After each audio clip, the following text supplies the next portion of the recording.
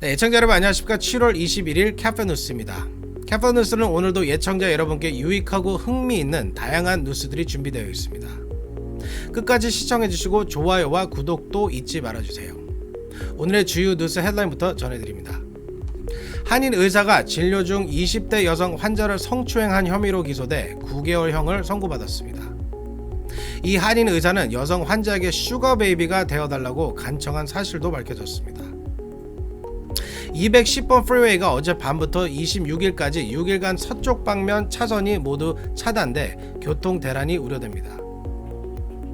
또다시 떼강도들이 명품샵을 싹쓸이해갔습니다.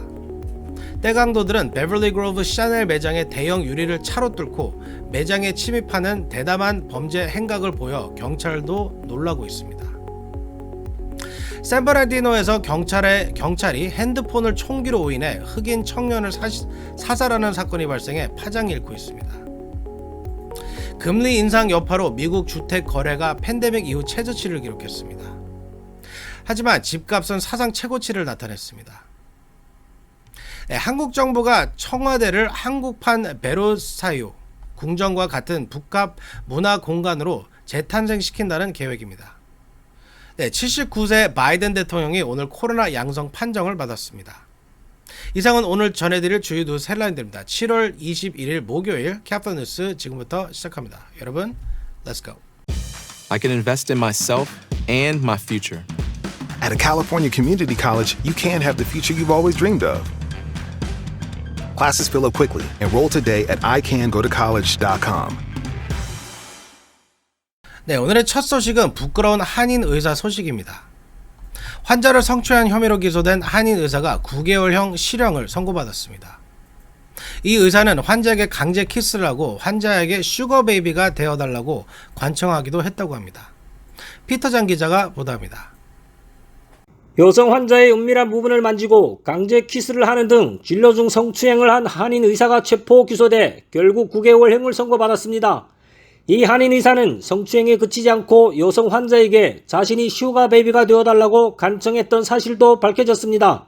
뉴욕 카운티 검찰 다셀 클라크 검사는 지난 19일 뉴욕 브롱스 소재 몬테피오레 병원에 척추센터 정형외과 전문의였던 조우진 씨에게 법원이 9개월형을 선고했다고 발표했습니다. 검찰에 따르면 조 씨는 지난 2020년 9월 예약을 하고 진료실을 찾은 22세 여성 환자를 성적으로 학대하고 성적 관계를 시사하는 슈가 베이비와 슈가 데디 관계가 될 것을 요청한 것으로 밝혀졌습니다. 조 씨는 이날 몬테피오레 척추 전문 센터의 허치슨 캠퍼스 진료실을 찾은 22세 여성 환자의 가슴을 잡고 목과 볼에 강제로 키스를 했습니다. 이어 조 씨는 이 여성 환자의 옷 속으로 손을 집어넣어 환자의 은밀한 부분을 만지기까지 했습니다. 또 조 씨는 이 여성 환자의 핸드폰에 자신이 전화번호를 입력하고 자신에게 슈가 베이비가 되어달라고 요청하기까지 했습니다. 경찰 수사 결과 조 씨는 이 여성 환자의 은밀한 부분을 만지는 행위가 진료의 일부분이라고 여성 환자에게 설명했으며 자신의 행위를 비밀로 해줄 것으로 요청하기도 했습니다. 경찰에게 체포됐던 조 씨는 형사 기소돼 지난 5월 2급 괴롭힘 및 3급 성학대, 강제 접촉 등의 혐의에 대해 유죄 판결을 받았습니다. 이어 지난 19일 법원은 조 씨의 강제 접촉 혐의에 대해 9개월, 성추행 혐의에 대해서는 90일, 괴롭힘 혐의에 대해서는 15일 등의 형량을 각각 선고했습니다. 클라크 검사는 피고인은 정형외과 의사로 진료를 위해 찾아간 환자를 성추행했으며 부적절하게 그녀를 만지고 키스를 한 다음 비밀로 하라고 말했다며 그의 권력 남용과 행위들은 변명의 여지가 없는 범죄 행위라고 지적했습니다. 카플라 뉴스 피터장입니다. 네, 많은 한인들이 출퇴근 시 자주 이용하는 210번 프리웨이가 어젯밤부터 서쪽 방면 차선이 전면 차단됐습니다. 공사 때문이라는데요. 26일까지 폐쇄될 예정이어서 심각한 교통 정체가 예상됩니다. 제프리 기자가 보도합니다. 210번 프레이가 오는 26일까지 6일 동안 폐쇄되어 이 프레이를 이용하는 한인 등 많은 주민들의 큰 불편이 예상됩니다. 캘리포니아 교통국은 어젯밤 11시부터 오는 26일 새벽 4시까지 210번 프레이 어윈데일 애비뉴부터 605번 프레이까지 서쪽 방면 차선 통행을 모두 제한한다고 밝혔습니다. 단 서쪽 방면 차선이 폐쇄되는 동안에는 동쪽 방면 차선을 양방향으로 나눠 임시 사용하기 때문에 통행은 가능하지만 상당한 교통체증이 불가피합니다. 당국은 불가피하게 정체 구간이 생길 것으로 예상되기 때문에 우회 프리웨이나 대중교통을 이용해 줄 것을 당부했습니다. 우회할 수 있는 프리웨이는 남쪽 방면에 10번과 60번 프리웨이가 있습니다. 이 구간 교통이 통제되는 것은 샌게브리엘 리버 브리지 보수 공사 때문입니다. 210번 프리웨이는 우선 이번에 서쪽 방면이 폐쇄되고 8월 중에는 동쪽 방면을 폐쇄하고 나머지 공사를 진행할 예정이어서 오는 8월에도 교통 불편이 불가피합니다. 주민들은 405번 프리웨이 공사 때와 같은 카마겟돈 현상이 벌어질 것으로 우려하고 있습니다. 지금까지 카플란 뉴스 제플리였습니다. 네, LA 전역에서 떼강도와 절도 사건이 기승을 부리고 있어 경찰이 범죄 예방 수칙까지 발표했다는 소식 얼마 전에 전해드렸는데요. 또다시 떼강도 사건이 발생했습니다. 베벌리 그로브의 샤넬 명품 매장에 떼강도가 침입했습니다. 차량으로 매장 대형 유리창을 부수고 들어가 싹쓸이해 마치 영화 같은 장면을 연출했습니다. 제니박 기자가 보도합니다. 베벌리 힐스의 대표적인 명품샵 중 하나인 샤넬 매장이 떼강도 단에게도 털렸습니다. 경찰에 따르면 지난 20일 오전 4시 20분께 베벌리 그로브 지역 100블록 노스 로빈스 블루바드에서 위치한 샤넬 매장에 흰색 차 한 배량 한 대가 돌진했습니다. 차로 상점 전문 유리를 깬 후 매장 안으로 침입한 8명의 떼강도들은 매장 안에 있던 물건들을 싹쓸이해 도주했습니다. 경찰은 최소 차량 3대, 용의자 최대 8명이 연루됐을 가능성이 있다고 설명했습니다. 한 목격자는 용의자들 중 한 명을 장총으로 무장하고 있다고 말했습니다. 용의자들이 범행에 사용한 벤은 도난당한 차량으로 알코트 스트리트와 라시아네가 볼리바드에서 발견됐습니다. 강도 피해를 당한 샤넬 매장은 영업을 중단한 상태입니다. LA 경찰국은 시 전역에 강절도 범죄가 기승을 부리고 있다며 강도 및 절도 주의보를 내리고 피해를 예방하기 위한 주민들의 각별한 주의를 당부하기도 했습니다. 카플란 샤니박이었습니다. 네, 샌버나리노에서 경찰이 한 흑인 청년이 들고 있는 핸드폰을 총기로 오인해 사살하는 사건이 뒤늦게 알려져 파장이 일고 있습니다. 피터장 기자가 보도합니다. 흑인 남성이 손에 들고 있는 휴대폰을 총기로 오인해 경찰이 사살한 사건이 뒤늦게 밝혀져 파장이 일고 있습니다. 샌버나디노 경찰이 지난 주말 총기를 든 채 도주하는 흑인 남성 한 명을 사살한 사실이 경찰 바디카메라 동영상을 통해 확인되었습니다. 하지만 경찰총에 목숨을 잃은 롭 애담스의 가족들은 경찰이 도착했을 때 그가 들고 있던 것은 권총이 아니라 휴대전화기였으며 당시 모친과 통화 중이었다고 말하고 있습니다. 유족들은 오늘 정식으로 경찰을 고소하는 등 법적 대항을 시작했습니다.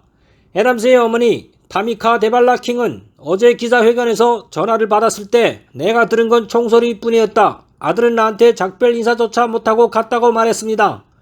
그러나 샌버나디노 경찰은 주말인 지난 16일 저녁 8시께 신고 전화를 받고 현장에 출동했으며 신고자에게 흑인 남자가 권총을 들고 부근을 돌아다닌다는 제보를 받았다고 말했습니다. 데렉 금맨 서장은 19일 소셜미디어에 거의 6분에 걸쳐 경찰 바디카메라 동영상 기록과 자신의 설명 등을 올렸습니다. 동영상에는 처음 마주쳤을 때의 음성 기록은 없었지만 금맨 서장은 경찰관들이 애담스를 향해 정지 명령을 내렸다고 말했습니다. 그러자 애담스는 갑자기 몸을 돌려서 높은 담장 밑에 주차되어 있는 2대의 승용차 쪽을 향해 달아나기 시작했습니다.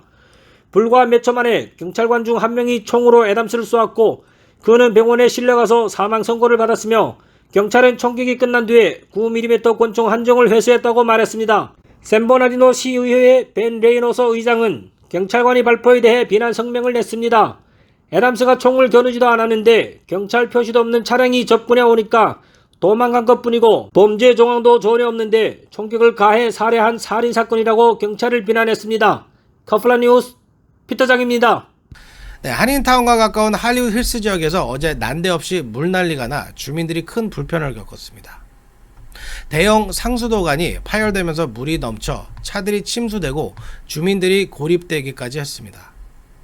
어제 새벽 2시 30분경 코엔가 볼리바드 앤 오든 스트리트 인근 대형 수도관이 터져 거리가 물에 잠겼습니다. 지금 사진 보이시죠? 도로 한가운데 차량 한 대가 고립됐고 차 안에 있던 여성은 물이 차오르자 차 지붕 위로 대피했다 소방대원들에게 구조됐습니다. 어제 물난리는 91년 된 대형 수도관이 파열되면서 발생한 것입니다.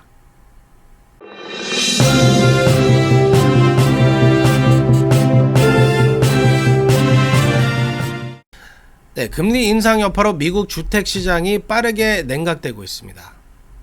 전미 부동산 중개인 협회 NAR는 지난달 기존 주택 매매 건수가 전월 대비 5.4% 감소했으며 연간으로 환산하면 512만 건이 거래된 것으로 추산됐습니다. 팬데믹 이후 최저치를 기록한 것으로 2019년 전체 매매 건수보다 낮은 수치입니다. 주택 매매 건수가 줄어든 이유는 연준의 기존금리 인상으로 모기지 금리가 오르고 있기 때문입니다. 지난주 30년 고정 모기지 금리는 5.51%, 1년 전 2.8%에 비해 2배 가까이 올랐습니다. 거래는 최저치를 기록했지만 주택가격은 상승세를 유지해 사상 최고치를 기록했습니다. 네, 한국 여권 파워가 세계 어느 나라 여권보다 더 강력하다는 건 다들 아시죠?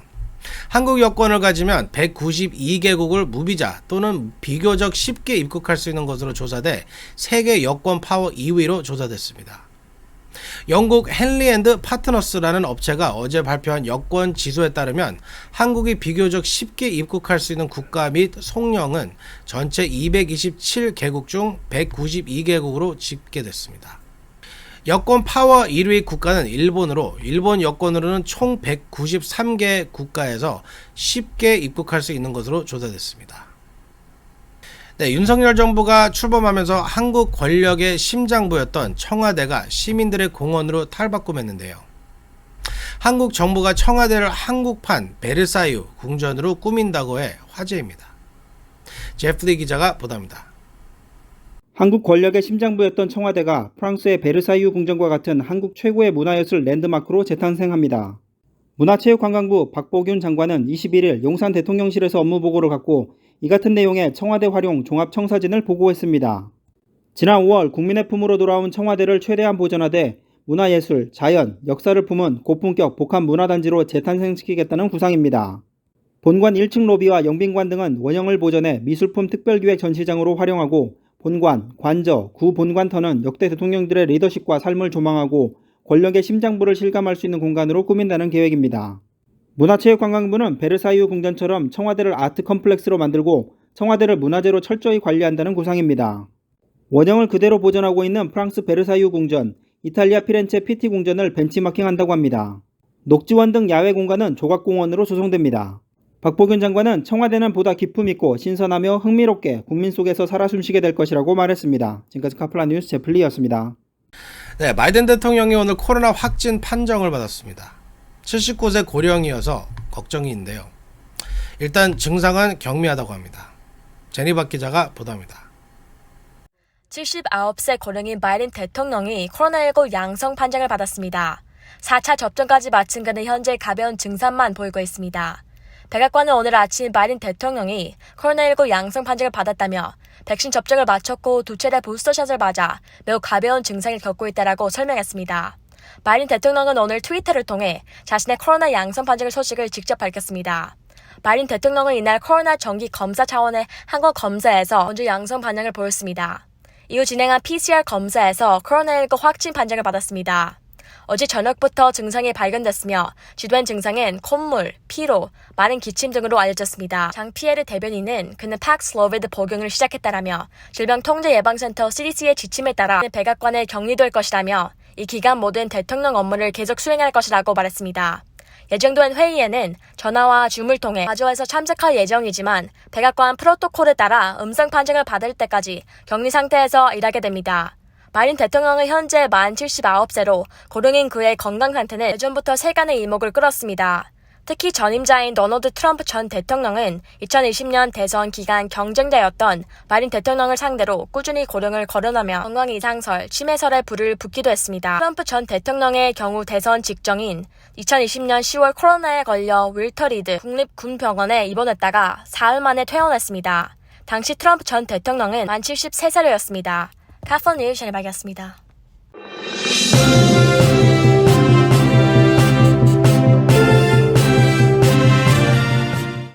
네, 오늘 준비한 소식은 모두 다 전해드렸습니다. 바이든 대통령도 코로나를 피하진 못했습니다. 요즘 주변에 코로나 감염됐다는 분들이 너무 많습니다. 백신을 맞으셨다면 비교적 증상이 가볍다고 하는데 마스크 쓰시는 게 가장 현명한 예방법인 것 같습니다. 7월 21일 캐퍼뉴스 마치겠습니다. 감사합니다.